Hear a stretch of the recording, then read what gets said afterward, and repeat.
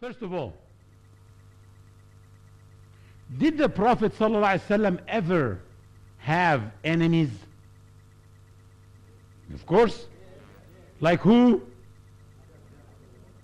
You mean, I don't mean by name because we will stay till tomorrow. I mean the idol worshippers, the Jews at that time, the munafiqeen, excellent, the hypocrites. Did they attack him? Of course. What did they say about him? Crazy, liar, sorcerer. Did any one of them say he's a child molester? Why did they forget? It was an excellent opportunity to destroy him. And if they just say he's a pedophile, they destroyed him, and they will make people just turn away from him and not follow him. So this is number one. Saying that, what's wrong with that? It's normal. This is not a good answer. Like what the sister told me, that some people in Afghanistan, when they found them marrying very little children, they said, it's the sunnah of the Prophet. No, here there's a problem. Of course, a 53 years old man marrying a 9 years old girl, that is wrong. Today, in Durban, it's wrong. But maybe in Durban, some time ago, it wasn't wrong.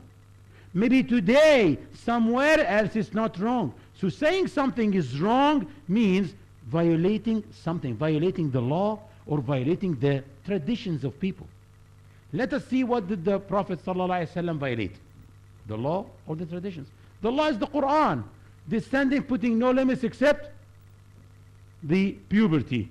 وَأَنْكِحُوا الْأَيَامَ مِنْكُمْ وَالصَّالِحِينَ مِنْ عِبَادِكُمْ. Marry those young people who are not married. Maybe he violated the traditions of the people. Okay. To prove that he did not violate the traditions of the people. Number one, he married her when she was 6.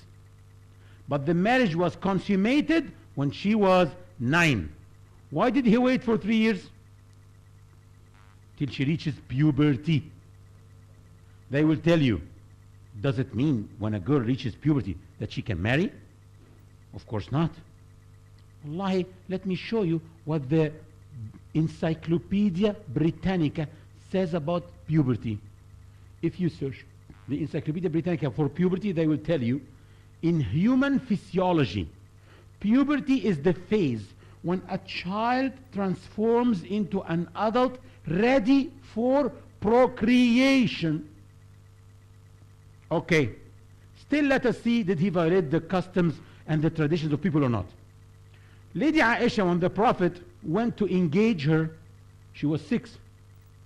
She was engaged to someone before him, the son of Uqba ibn Mu'ayt. That's why when you read the hadith, when the Prophet ﷺ went to Abu Bakr, because the Prophet, by the way, he saw her in a vision, so that's by the command of Allah. He went to Abu Bakr and he said, "Oh Abu Bakr, I am asking the hand of your daughter, Aisha." Abu Bakr, what do you expect? He will be happy or not? Of course happy. Abu Bakr said, "But she is your niece. She is the daughter of your brother." That was strange. So the Prophet said, sallallahu alaihi wasallam, "We are brothers in religion, Abu Bakr. This is not blood brotherhood.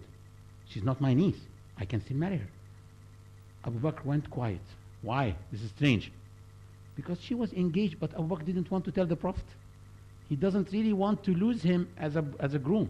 So he went quickly to the house of Uqba ibn Mu'ayt, and he told him, "Do you still want Aisha for your son?" Because at that time Uqba ibn Mu'ayt became one of the strongest enemies of Islam, attacking Muslims everywhere and doing terrible things. So he didn't answer him, and then his wife, Uqba was eating. His wife said, go to hell, go. We don't want her for our son." Abu Bakr went very happily informing the Prophet, "Of course we accept you, O Prophet of Allah." So she was engaged before him. What else? How can I prove that these are the traditions of people at that time? Among the marriages of the Prophet, among his wives was Safiya bint Huyay ibn Akhtab. She was the daughter of the king of the Jews in this time, in Arabia, Huyay ibn Akhtab. When the Prophet ﷺ married her, she was 16, and he was the third husband. She was married to Rubai' ibn al-Huqayq, who was killed in Khaybar, and before him, the first husband was Salam ibn Mishkam, who married her when she was 9. And she's narrating the hadith that when her father, Huyay ibn Akhtab, was talking to Salam ibn Mishkam, he's her husband, and she said, I was still young, playing with the kids outside my house, and I heard him asking my father, do you know him? He said, yes.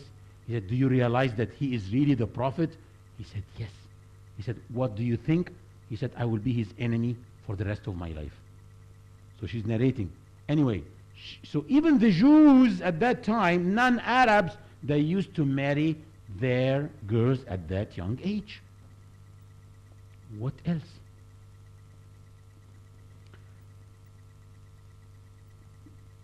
One of the things here also that needs to be mentioned is that, let me check here.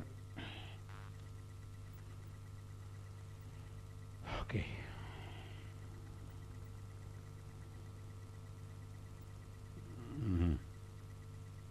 Yes. There's something called the Age of Consent. It's a website showing it's called ageofconsent.com.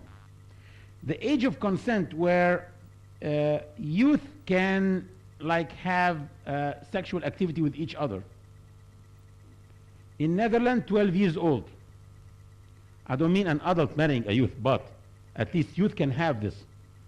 Spain, 13 years old. Philippines, 12 years old. In most of the states